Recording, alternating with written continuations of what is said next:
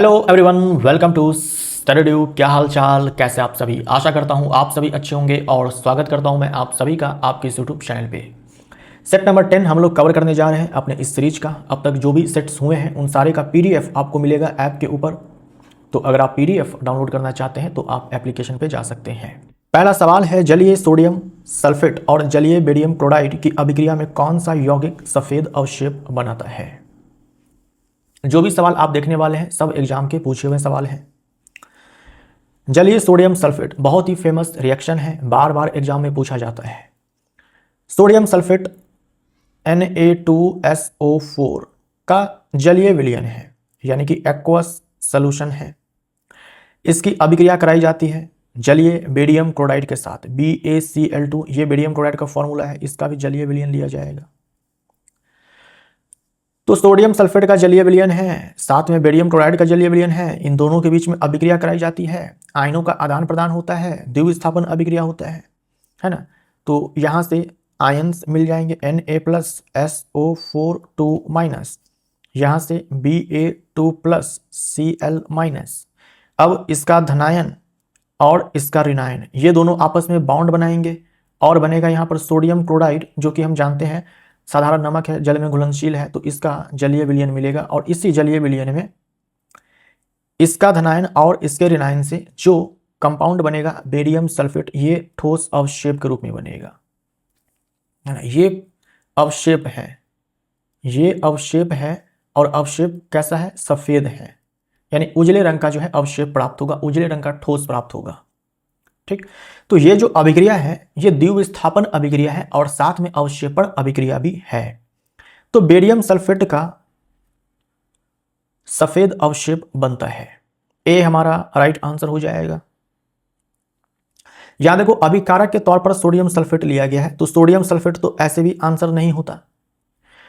अवक्षेप बोल रखा है तो सोडियम क्लोराइड का तो अवक्षेप बनेगा नहीं, क्योंकि ये तो जल में घुलनशील है। और बेरियम क्लोराइड भी यहां पर अभिकारक के तौर पर लिया गया है, तो ये भी उत्पाद में तो बनेगा नहीं।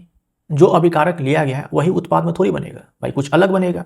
तो दो ऑप्शंस तो हमारे ऐसे ही कट जाते हैं, क्योंकि दोनों के दोनों अभिकारक वाले ऑप्शन में दे रखे हैं और सोडियम क्लोराइड का जलीय विलयन बनेगा नहीं। तो ऐसे आप दिमाग लगा करके तीन ऑप्शंस एलिमिनेट कर सकते थे और ए ऑप्शन हमारा सही हो जाता। एक पराश्रव्य तरंग की आवृत्ति 33 किलो हर्ज है। यदि इस तरंग की चाल 330 मीटर पर सेकंड है तो इसकी तरंग दैर्ध्य क्या होगी। देखो तरंग दैर्ध्य का जो एसआई मात्रक है वो मीटर होता है, आंसर आपको मीटर में चाहिए, यानी कि एसआई मात्रक में चाहिए। तो सारे वैल्यू जो आप डालेंगे फॉर्मूला में वो एसआई मात्रक में ही डालेंगे। v बराबर लेमडा इंटू में f। तो ध्वनि चैप्टर के अंदर एकमात्र ये फॉर्मूला है जहां से न्यूमेरिकल बनता है। अब v का मान यानी चाल आपको दिया गया है 330 मीटर पर सेकेंड। सारे मान हम लोग एसआई मात्रक में डालेंगे, तो यहां पर ये मात्रक लिखने की आवश्यकता नहीं है। लेमडा अपने को चाहिए, वेवलेंथ चाहिए और फ्रीक्वेंसी दिया गया है 33 किलो हर्ज है, तो इसको हम लोग हर्ज में कन्वर्ट कर लेंगे, 1000 से गुना करके। यहां से 0 से 0 खत्म हो जाएगा, 33 से 33 खत्म हो जाएगा, लेमडा बराबर आ जाएगा 1/100, यानी कि 0.01 मीटर। 0.01 मीटर, ए ऑप्शन राइट आंसर हो जाएगा। न्यूटन के गति के दूसरे नियम के अनुसार बल यानी कि F बराबर ma होता है। हम जानते हैं न्यूटन के गति का दूसरा नियम है संवेग में परिवर्तन की दर, इसी से आता है द्रव्यमान गुने में त्वरण। ठीक है, यदि किसी पिंड का वेग t समय में u से v में बदल जाता है, यानी u प्रारंभिक वेग है और v अंतिम वेग है, तो निम्नलिखित में से कौन सा व्यंजक पिंड पर लगने वाले बल को सही ढंग से दर्शाता है। इतना लंबा चौड़ा सवाल बना करके आपको दिया गया है, लेकिन कितना आसान सवाल है। देखो देख कर लग रहा है यार कितना खतरनाक है। आपसे सवाल में दिया गया है कि m बराबर ma होता है। अब इसको लिख दो आप प्रारंभिक वेग, अंतिम वेग और समय के रूप में। तो ये जो द्रव्यमान है इसमें गुना करेंगे हम लोग, ये जो त्वरण है इसका फॉर्मूला होता है v माइनस में u बाई टी, यानी वेग में परिवर्तन की दर। इस फॉर्म में लिख दो, हो गया, है ना। F इज इक्वल टू, ये F है फोर्स है, force is equal to mass into में rate of change in velocity. तो m इंटू में v माइनस में u by t, D option right answer हो जाएगा। निम्नलिखित कथनों पर विचार कीजिए और सही विकल्प चुनिए। गन्ने के रस को किण्वित करके अल्कोहल बनाया जा सकता है। बिल्कुल सही है, ऐसा ही होता है।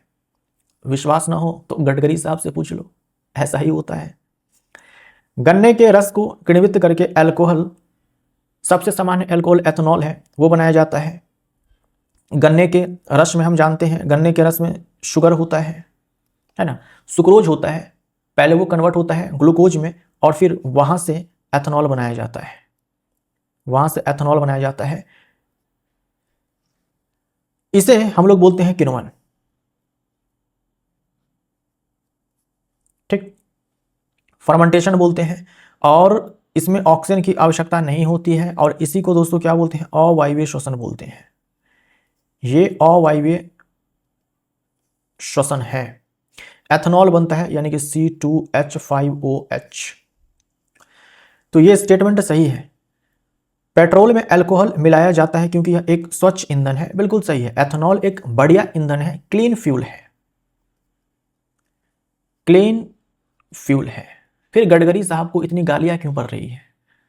कारण यह है, देखो एथेनॉल अपने आप में अच्छा फ्यूल है, केवल एथेनॉल का इस्तेमाल फ्यूल के रूप में किया जा सकता है। लेकिन ये जो पेट्रोल है मिक्सचर ऑफ हाइड्रोकार्बन है, हाइड्रोकार्बन जिसमें कार्बन कार्बन ही होते हैं, कार्बन के चैन होते हैं, जबकि ये क्या है, एथेनॉल, इसमें देखो OH है ना। ये कहाँ अल्कोहल और कहाँ पेट्रोल, हाइड्रोकार्बन का मिश्रण है।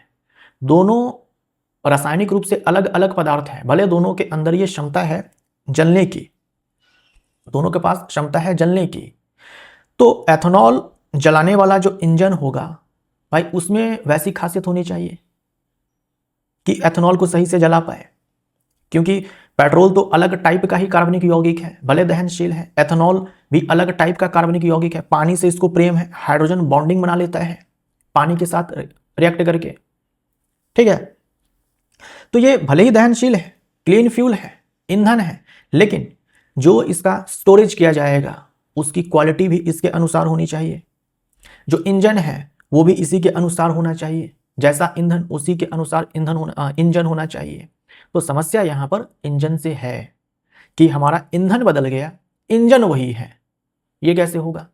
तो इससे गाड़ियां जो है खराब हो रही है, इसमें कोई डाउट नहीं है। तो ये क्लीन फ्यूल है। पेट्रोल के साथ इसको जैसे E20 आपने सुन रखा है, यानी कि 20% जो है एथेनॉल मिलाया गया है, 80% जो है वो प्योर पेट्रोल है। तो पेट्रोल के साथ इसको मिलाया जाता है ताकि जो पेट्रोल है इसका दहन अच्छे से हो सके, इसका दहन अच्छे से हो सके। यहाँ देखो ऑक्सीजन है, ऑक्सीजन जो है पेट्रोल यानी इसमें जो हाइड्रोकार्बन है उसको मिल जाता है और अच्छे से इसका दहन होता है। और जब इस एथेनॉल को मिलाया जाता है तो अच्छे से दहन होता है, पूर्ण दहन होता है, जिससे जो वायु प्रदूषक है वो भी कम उत्पन्न होते हैं। इसीलिए दोनों के दोनों स्टेटमेंट्स सही हैं। कथन ए और बी दोनों सही है, ए हमारा राइट आंसर हो जाएगा। मानव पाचन में पित्त का मुख्य कार्य क्या है? पित्त का निर्माण लीवर के द्वारा किया जाता है। पित्त में कोई भी पाचक एंजाइम नहीं होता है, पित्त में कोई भी पाचक एंजाइम नहीं होता है। पित्त का काम क्या होता है? जैसे ये फैट है, फैट का एक बड़ा ड्रॉप है, पित्त का काम होता है इस बड़े से फैट के ड्रॉप को छोटे छोटे ड्रॉप्स में तोड़ देना। ठीक है, ये किसका काम होता है? बाइल में मौजूद जो बाइल सॉल्ट होता है, जो पित्त लवण होता है, उसका ये काम होता है। इस प्रोसेस को इमल्सिफिकेशन कहते हैं, इमल्सिफिकेशन कहते हैं, है ना, इमल्सिफिकेशन कहते हैं।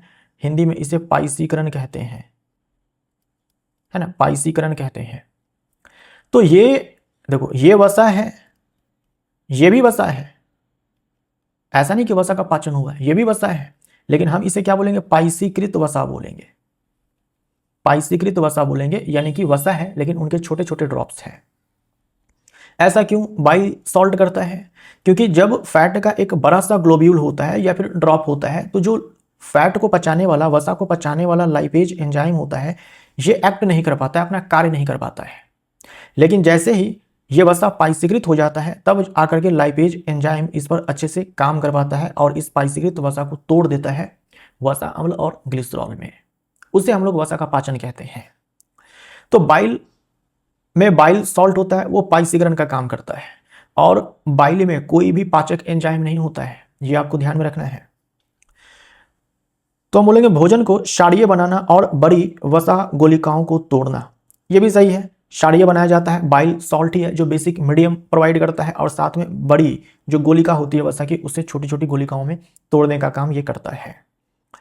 तो सी हमारा राइट आंसर हो जाएगा। लीवर में ग्लूकोज को ग्लाइकोजन में कन्वर्ट करना, ये काम इंसुलिन हार्मोन का होता है ना। ये काम किसका है? ये काम इंसुलिन हार्मोन का है, ये काम इंसुलिन हार्मोन का है। ठीक। त्वरण का चिन्ह वेग के सापेक्ष उसकी दिशा पर निर्भर करता है, निम्नलिखित में से कौन सा कथन सही है? मान लीजिए वेग की दिशा ये है, लेकिन त्वरण की दिशा ये है। ध्यान दीजिएगा, त्वरण की दिशा बल की दिशा पर निर्भर करती है, जिधर बल की दिशा उधर ही त्वरण की दिशा होती है। तो मान लीजिए कि ये वेग की दिशा है और ये त्वरण की दिशा है, विपरीत है। ऐसे केस में हम लोग त्वरण की दिशा जो है वो ऋणात्मक लेते हैं। लेकिन मान लीजिए जिधर वेग की दिशा है उधर ही त्वरण की दिशा है, ऐसे केस में हम लोग त्वरण की दिशा जो है हम लोग धनात्मक लेते हैं, त्वरण को पॉजिटिव मान करके चलते हैं। राइट। एग्जाम्पल के तौर पर हम अगर किसी वस्तु को ऊपर की ओर फेंकते हैं तो उसका त्वरण जो है हम लोग ऋणात्मक क्यों लेते हैं, -g क्यों लेते हैं? क्योंकि हमने वस्तु को ऊपर की ओर फेंका है तो वेग की दिशा ऊपर की ओर है, लेकिन इसके पास त्वरण कौन सा होता है? गुरुत्वीय त्वरण होता है, जो कि नीचे की ओर काम करता है। गुरुत्वाकर्षण बल नीचे की ओर काम करता है, इसलिए गुरुत्वीय त्वरण भी नीचे की ओर काम करता है। तो जो g है वो नीचे की ओर काम कर रहा है, लेकिन वेग की दिशा ऊपर की ओर है, तो हम लोग त्वरण ऋणात्मक ले लेते हैं। लेकिन मान लीजिए कि वेग की दिशा नीचे है, वैसे केस में हम लोग त्वरण बराबर +g लेते हैं, क्योंकि त्वरण की दिशा भी नीचे, गुरुत्वीय त्वरण की दिशा भी नीचे और वेग की दिशा भी नीचे। ठीक। तो त्वरण धनात्मक होता है यदि वह वेग की दिशा में हो, और ऋणात्मक होता है यदि वह विपरीत दिशा में हो। सी ऑप्शन राइट आंसर हो जाएगा। ठीक है। त्वरण हमेशा धनात्मक होता है, चाहे दिशा कोई भी हो, गलत हो जाएगा। यदि त्वरण वेग की दिशा के विपरीत हो तो वह धनात्मक होता है, गलत हो जाएगा। यदि त्वरण वेग की दिशा में हो तो वह ऋणात्मक होता है, गलत हो जाएगा, धनात्मक होता है। निम्नलिखित में से कौन सा विकल्प तंत्रिका ऊतक के कार्य का सर्वोत्तम रूप से वर्णन करता है? यह वसा ग्लोब्यूल्स के रूप में ऊर्जा संचित करता है, तंत्रिका ऊतक का काम नहीं है। ठीक। ये आप एडिपोज टिश्यू का बोल सकते हो। यह शारीरिक ढांचे को दृढ़ता और मजबूती प्रदान करता है, अस्थि के बारे में आप बोल सकते हो। यह आंतरिक अंगों को यांत्रिक क्षति से बचाता है, ये भी आप अस्थि के बारे में बोल सकते हो, अस्थि। यह शरीर के एक अंग से दूसरे अंग तक सूचना त्वरित संचार करता है, सूचना का त्वरित संचार करता है, यानी कि क्विकली भेजता है इंफॉर्मेशन को एक पॉइंट से दूसरे पॉइंट तक। सही है, डी ऑप्शन राइट आंसर हो जाएगा। यही तो काम है तंत्रिका ऊतक का। एक बिंब को 15 सेंटीमीटर फोकस दूरी वाले अवतल लेंस से 10 सेंटीमीटर की दूरी पर रखा गया प्रतिबिंब के बारे में कौन सा कथन सही है? अब क्योंकि अवतल लेंस दिया गया है तो अवतल लेंस में तो ज्यादा दिमाग लगाना ही नहीं है। इसका आवर्धन होता है 0 से 1 के बीच में, मतलब कि आवर्धन हमेशा धनात्मक, यानी प्रतिबिंब हमेशा सीधा, है ना। आपने याद भी कर रखा होगा, अवतल लेंस है और उत्तल दर्पण है, दोनों के केस में सीधा और आभासी प्रतिबिंब बनता है ना, लेकिन छोटा बनता है। हमेशा यही सीन बनता है, सीधा आभासी छोटा। जो मान दिया गया उससे कोई मतलब नहीं है ना। प्रतिबिंब आभासी सीधा और बिंब से छोटा, है ना। आभासी सीधा और बिंब से छोटा होता है। सी हमारा राइट आंसर हो जाएगा, सी हमारा राइट आंसर हो जाएगा। मानव रक्त में प्लाज्मा का क्या कार्य होता है? मानव रक्त में प्लाज्मा का क्या कार्य होता है? तो मानव रक्त में 55% प्लाज्मा होता है ना। 55% प्लाज्मा होता है, जिसमें 90 से 92% पानी होता है। तो रक्त के साथ जो अलग अलग प्रकार के पदार्थों का परिवहन होता है वो प्लाज्मा में घुल करके ही होता है, क्योंकि इसी में तो पानी है, क्योंकि इसी में पानी है। तो यह चोट लगने पर रक्त का थक्का जमाने में मदद करता है। ये काम किसका है? ये काम तो बिंबाणु का है, यानी कि प्लेटलेट्स का है। यह ऊतकों को ऑक्सीजन युक्त रक्त की आपूर्ति बनाए रखता है। यह ऊतकों को ऑक्सीजन युक्त रक्त की आपूर्ति बनाए रखता है। यह ऊतकों को ऑक्सीजन युक्त रक्त की आपूर्ति बनाए रखता है। तो ब्लड में पिगमेंट होता है हीमोग्लोबिन। हीमोग्लोबिन उसके साथ ऑक्सीजन बाइंड होकर के ट्रांसपोर्ट किया जाता है। और ये जो हीमोग्लोबिन है ये आरबीसी में होता है। तो जो हम लोग 55% प्लाज्मा बोल रहे हैं, इसके अलावा इसमें 44% के करीब जो है आरबीसी होता है। 55% प्लाज्मा वाला पार्ट अलग है, 45% जो पार्ट बचता है उसमें 44% आरबीसी है, बाकी के 1% में डब्ल्यूबीसी प्लेटलेट्स ये सारे के सारे आते हैं। तो ये जो हीमोग्लोबिन है ये इस वाले 45% का पार्ट है, ना कि प्लाज्मा वाले का पार्ट है। तो ये ऑप्शन हमारा गलत हो जाएगा, ये दोनों के दोनों ऑप्शन। यह फेफड़ों से ऑक्सीजन को शरीर के सभी भागों तक पहुंचाता है। तो ये यहाँ भी सेम कॉन्सेप्ट हो जाएगा, हीमोग्लोबिन के साथ ऐसा होता है। ऑक्सीजन का ट्रांसपोर्टेशन ब्लड के थ्रू ही होता है, लेकिन प्लाज्मा वाले पार्ट के साथ नहीं होता है। ये ऑप्शन भी गलत हो जाएगा। प्लाज्मा में जो खाना पचा हुआ है उस पाचित खाना को कोशिकाओं तक लेकर के जाना होता है, तो ब्लड के थ्रू वो खाना पहुंचता है प्लाज्मा में घुल करके, है ना, जैसे कि ग्लूकोज का ट्रांसपोर्टेशन होता है। कार्बन डाइऑक्साइड, वायवीय श्वसन में जो कार्बन डाइऑक्साइड गैस उत्सर्जित होती है वो प्लाज्मा में घुल करके ही हमारे फेफड़ों तक आती है। अपशिष्ट पदार्थ, भाई यूरिया है, यूरिया को किडनी में लेकर के आना है, ब्लड के थ्रू ही आएगा और प्लाज्मा में घुल करके आएगा।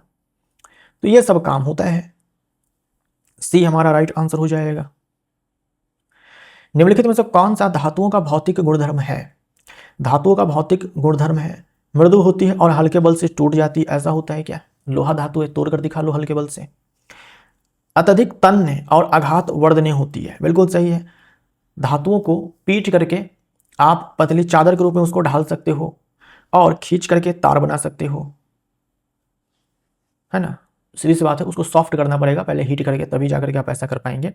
कक्ष तापमान पर गैस उत्पन्न करती है, गलत हो जाएगा। ऊष्मा की कुचालक और भंगुर होती है, नहीं, अधातु के लिए सही है, धातु के लिए ये गलत हो जाएगा। निम्नलिखित अभिक्रिया को समृद्ध करने वाले विकल्प का चयन कीजिए।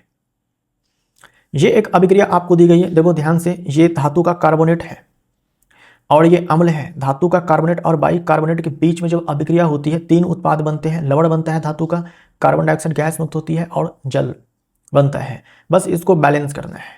इसको बैलेंस करना है तो हम लोग क्या करते हैं, लिख लेते हैं यहाँ पर अलग से, कैल्शियम कार्बोनेट की अभिक्रिया हम लोग अगर अम्ल से करवाते हैं तो यहाँ पर जो लवण बनता है वो कैल्शियम क्लोराइड बनता है, साथ में कार्बन डाइऑक्साइड गैस मुक्त होती है और जल बनता है।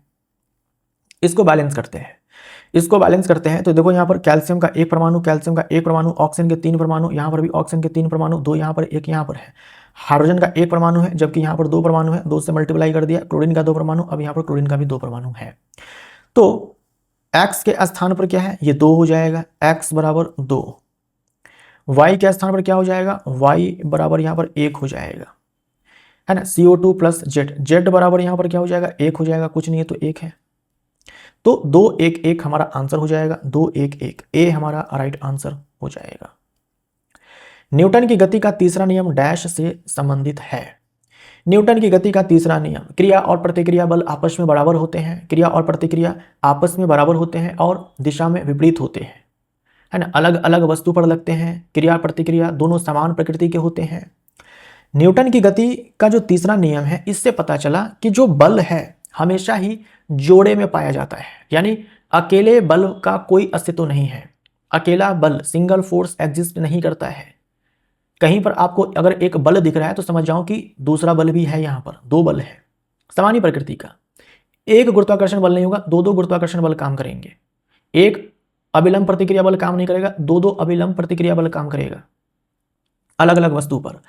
तो बल जो है जोड़े में पाया जाता है, फोर्स पेयर में एग्जिस्ट करता है। ऐसा न्यूटन की गति के दूसरे नियम से पता चला। तो जो पहला नियम है वो बल को परिभाषित करता है, दूसरा नियम बल का फॉर्मूला देता है कि भाई कितना बल लगाने से कितना त्वरण उत्पन्न होगा।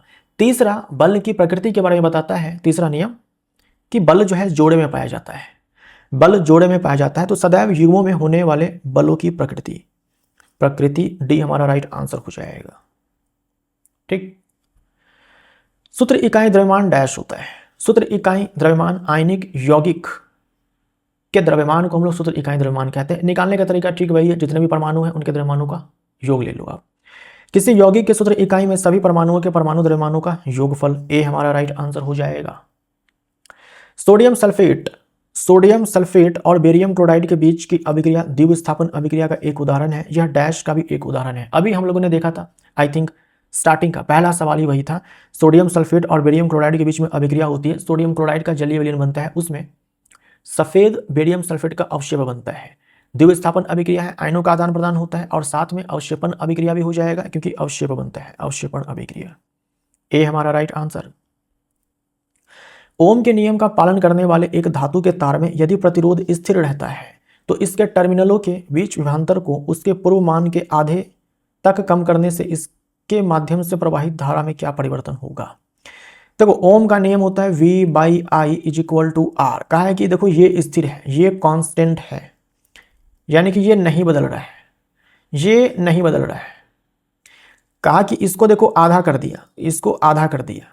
अब सोचो इसको आधा कर दिया, अब इसके साथ ऐसा क्या करेंगे कि जो रेशियो आएगा वो चेंज नहीं होगा। सीधी सी बात है, अगर इसको आधा किया गया है तो आप इसको भी आधा कर दो, तभी जाकर के भाई जिस रेट से इसको चेंज करेंगे उसी रेट से ये चेंज हो जाएगा, तभी जाकर के ये R कांस्टेंट रहेगा। तो बोलेंगे कि जो धारा है वो पूर्व मान की आधी रह जाएगी, डी हमारा राइट आंसर हो जाएगा, है ना। यही तो ओम का नियम है, यही तो ओम का नियम है।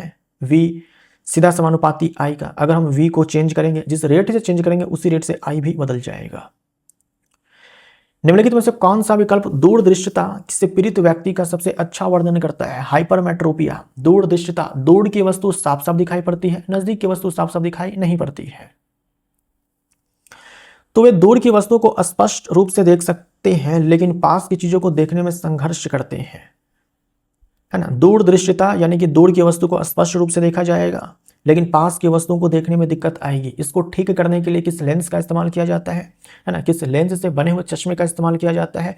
याद रखने का तरीका मैंने आपको पहले बता रखा है, हाइपरमेट्रोपिया है। हाइपर का मतलब होता है ज्यादा, ज्यादा को हम लोग प्लस साइन से दिखाते हैं। हाइपर का मतलब ज्यादा, ज्यादा को हम लोग प्लस साइन से दिखाते हैं।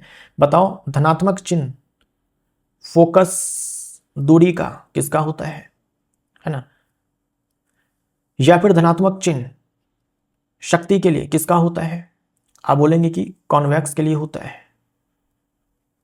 ना, उत्तल के लिए होता है। तो उत्तल लेंस से इस दोष को ठीक किया जाएगा। तो ऐसे आप याद रख सकते हो, है ना। हाइपर का मतलब ज्यादा, ज्यादा यानी कि हम ज्यादा को प्लस साइन के साथ दिखाते हैं। अब बताओ फोकल लेंथ या फिर पावर कौन से लेंस में पॉजिटिव होता है। अब बोलेंगे कॉन्वेक्स लेंस के केस में, तो कॉन्वेक्स लेंस का इस्तेमाल किया जाता है इस दोष को ठीक करने के लिए। महिलाओं में निम्नलिखित में से कौन सी संरचना अंडे को अंडाशय से गर्भाशय तक ले जाती है। कौन सी संरचना अंडे को अंडाशय से गर्भाशय तक ले जाती है। तो अंडाशय और गर्भाशय के बीच में फैलोपियन ट्यूब है, तो फैलोपियन ट्यूब के माध्यम से होता है। फैलोपियन ट्यूब, डिंब वाहिनी नलिका। आपसे सवाल पूछा जाता है कि महिला के शरीर में निषेचन कहां पे होता है, फैलोपियन ट्यूब में ही होता है, ठीक, फैलोपियन ट्यूब में ही होता है। निम्नलिखित में से क्या वन में उगते पौधों में पोषक तत्वों की आपूर्ति बनाए रखने में सहायता करता है। तो पोषक तत्वों की आपूर्ति बनाए रखने में सहायता करता है, अपघटक का काम हो जाएगा, है ना, अपघटक का काम हो जाएगा। अपघटक में जीवाणु आते हैं। और दूसरा कवक। इन्हें प्रकृति का सफाई कर्मी तो कहते ही हैं, लेकिन साथ में ये पोषक तत्वों का पुनर्चक्रण करते हैं। पोषक तत्वों का पुनर्चक्रण करते हैं यानी पौधों से, मृत जीव जंतु से पोषक तत्वों को निकालते हैं और फिर से मिट्टी में मिला देते हैं। फिर से पौधे जो है उस पोषक तत्वों को ले लेते हैं, फिर से वो जो मरते हैं फिर से उस मरे हुए पौधे से पोषक तत्वों को निकाल करके वापस से मिट्टी में मिला देते हैं। तो ये चक्र जो है चलाने का काम ये अपघटक करते हैं और इस प्रकार पौधों में पोषक तत्वों की आपूर्ति जो है वो बनी रहती है। पादप कोशिका रिक्तिका के अंदर उपस्थित तरल का नाम क्या है। पादप कोशिका, ये मान लो कोशिका झिल्ली है, तो पादप कोशिका अगर बनाते हैं तो कोशिका भित्ति तो बनाना ही पड़ेगा। और इसके भीतर सबसे बड़ा कोशिकांग ये रिक्तिका है, यानी कि राजधानी वैक्यूल। इसमें तरल भरा होता है जिसे कहा जाता है सेल सैक, कोशिका रस। डी हमारा राइट आंसर हो जाएगा, सेल सैक। इसमें तरह तरह के पदार्थ होते हैं। सेल सैप जो हम बोलते हैं, इसमें तरह तरह के पदार्थ होते हैं। जैसे इसमें आपको जल मिलेगा, है ना। इसमें आपको वेस्ट मिल जाएगा, अपशिष्ट पदार्थ मिल जाएगा, इसमें अपशिष्ट पदार्थ मिल जाएगा, इसमें आपको सॉल्ट मिल जाएगा, इसमें आपको अमीनो एसिड मिल जाएगा, इसमें आपको शुगर मिल जाएगा। तो तरह तरह के पदार्थ जो है इसमें स्टोर किए जाते हैं, तरह तरह के पदार्थ स्टोर किए जाते हैं। और एक तो काम इस वैक्यूल का है ये स्टोरेज का, दूसरा काम क्या होता है, सपोर्ट प्रोवाइड करने का, है ना। सपोर्ट देने का काम जो है ये केशिका करती है। ये साइटोप्लाज्म हो जाएगा, है ना, ये साइटोप्लाज्म है। और आप इसके बारे में क्या याद रख सकते हो, सबसे बड़ा कोशिकांग है पादप कोशिका का।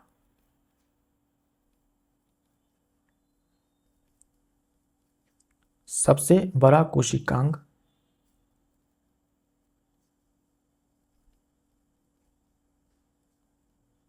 पादप कोशिका का। जंतु कोशिका में या तो रिक्तिका वैक्यूल अब्सेंट होता है, या फिर होता भी है तो छोटा होता है, और वहां मेन काम उसका स्टोरेज का होता है। D option right answer. Ethanol sodium के साथ अभिक्रिया करता है, जिसके परिणाम स्वरूप सोडियम एथोक्साइड बनता है और डैश निर्मित होती है। एथेनॉल है, इसका फॉर्मूला क्या होता है, C2H5OH। ये एथेनॉल है, सबसे सामान्य एल्कोहल, और इसकी अभिक्रिया आप सोडियम से करवा दो। एक तो बोल रखा है कि सोडियम एथोक्साइड बनता है, साथ में और क्या बनेगा ये पूछा है आपसे। अब देखो यहां पर ब्रोमीन गैस लिखा हुआ है, जब अभिकारक में ही ब्रोमीन तत्व नहीं है ना भाई, ब्रोमीन का एक भी परमाणु नहीं है, अभिकारक में ब्रोमीन है ही नहीं, तो उत्पाद में कहां से बनेंगे। जो अभिकारक में होगा वही उत्पाद में दिखना चाहिए, एक्स्ट्रा कुछ भी नहीं दिखना चाहिए, ठीक है।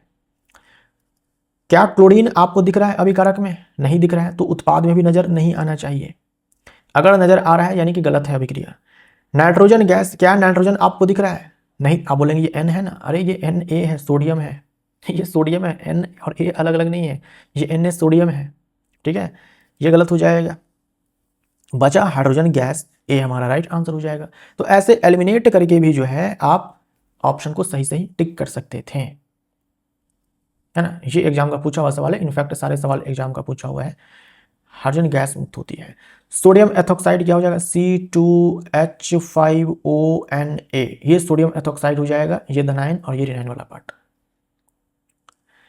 जब लेड नाइट्रेट और पोटेशियम आयोडाइड के घोल को मिलाया जाता है तो अभिक्रिया से निम्नलिखित में से किसका निर्माण होता है। इंपॉर्टेंट रिएक्शन है, एग्जाम में खूब पूछा जाता है।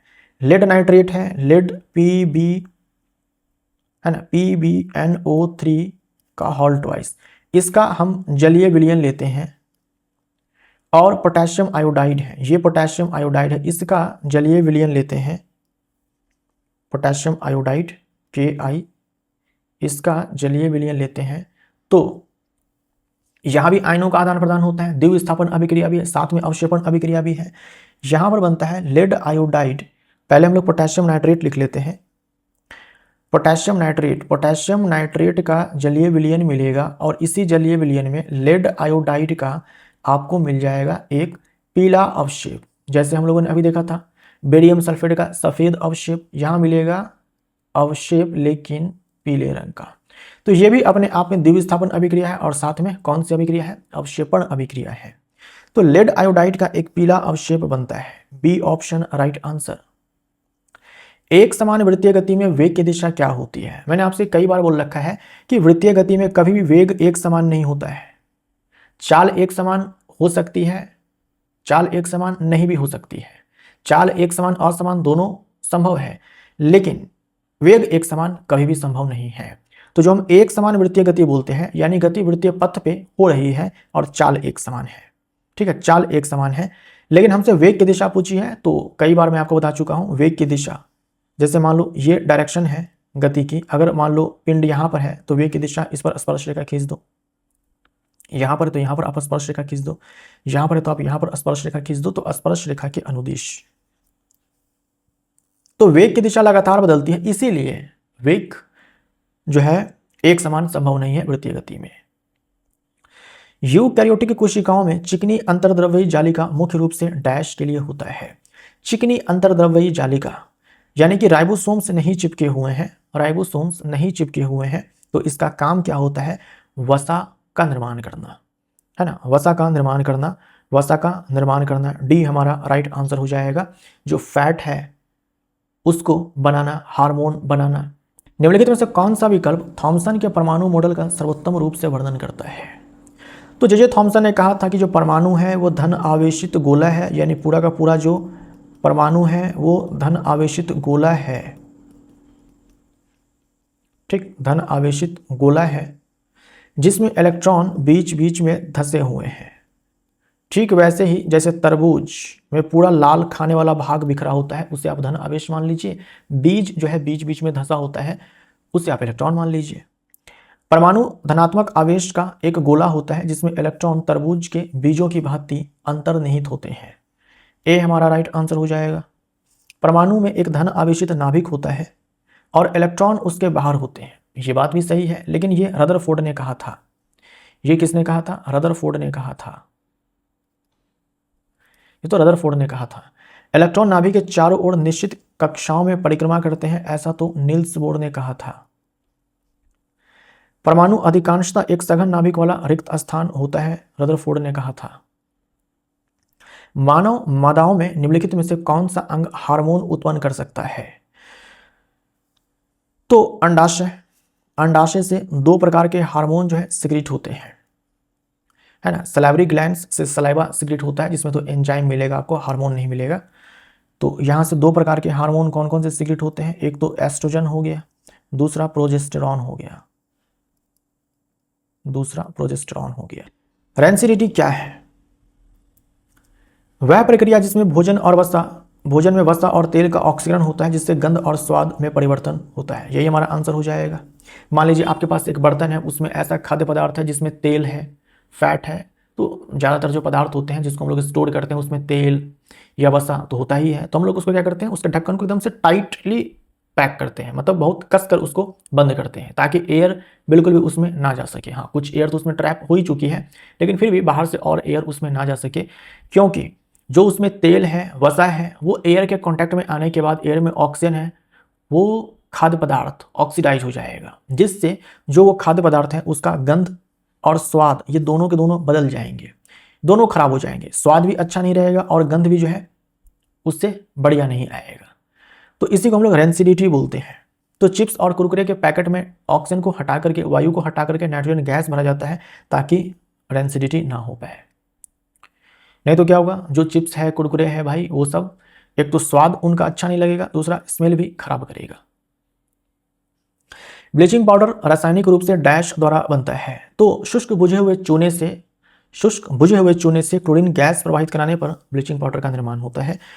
तो बुझा हुआ चूना का फॉर्मूला ये है, क्लोरीन गैस प्रवाहित करवाएंगे तो ब्लीचिंग पाउडर बन जाएगा, है ना। ब्लीचिंग पाउडर बन जाएगा CaOCl2, है ना।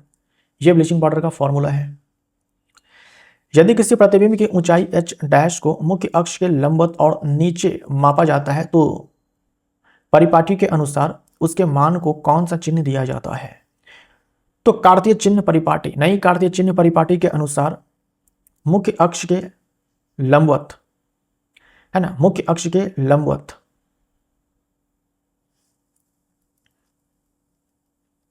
यह मुख्य अक्ष है। मुख्य अक्ष के लंबवत ऊपर की दिशा में मापी गई दूरी धनात्मक, मुख्य अक्ष के लंबवत नीचे की दिशा में मापी गई दूरी ऋणात्मक, ठीक है। तो मुख्य अक्ष के लंबवत और -y एक्सिस के अनुदिश, यानी कि इधर -y, ये +y, ये +x और ये -x, तो ये हो जाएगा ऋणात्मक। ध्वनि की चाल के संबंध में निम्नलिखित में से कौन से कथन सत्य नहीं है? स्पीड ऑफ साउंड के रिगार्डिंग आपको बताना है। माध्यम के तापमान में वृद्धि के साथ ध्वनि की चाल बढ़ती है, बिल्कुल सही है, ये रिलेशन होता है।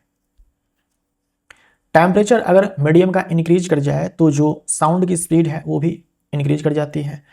ठोस अवस्था में ध्वनि की चाल गैसीय अवस्था में ध्वनि की चाल से अधिक होती है, यह भी सही है। ठोस में ध्वनि की चाल सबसे अधिक होती है, उससे कम द्रव में और सबसे कम गैस में होती है। ये दोनों कथन सही है। माध्यम के तापमान में वृद्धि के साथ ध्वनि की चाल कम हो जाती है, ये गलत हो जाएगा। ध्वनि की चाल उस माध्यम के गुणों से स्वतंत्र होती है जिससे होकर वह गुजरती है, ये भी गलत हो जाएगा। माध्यम पर तो ध्वनि की चाल निर्भर करती है। तो 1 और 2 सही है, 1 और 2 दोनों, सी ऑप्शन राइट आंसर। जब ब्रायोफाइलम की पत्तियों के किनारों से कलियां निकलकर नए पौधों में विकसित होती है तो इसमें किस प्रकार का प्रजनन शामिल होता है? तो जड़ तना पत्तियों से नए पादप का उगना कायिक प्रवर्धन कहलाता है, अलैंगिक प्रजनन का एक प्रकार है ना, अलैंगिक प्रजनन का एक प्रकार है। तो ब्रायोफाइलम की जो पत्तियां होती है उसके मार्जिन पे, उसके कोर पे, यहां पर जो है ऐसे बड्स बनते हैं, है ना, ऐसे बड्स बनते हैं।